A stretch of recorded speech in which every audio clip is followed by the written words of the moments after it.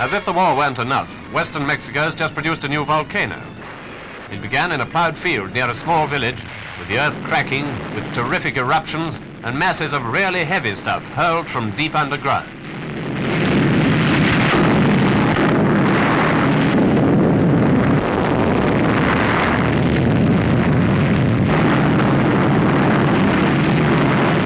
An alarming spectacle even on the screen, like a blitz in reverse.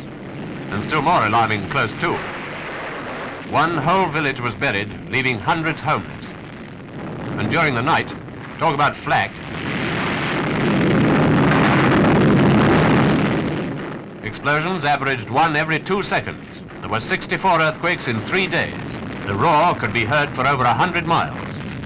Certainly quite a blitz.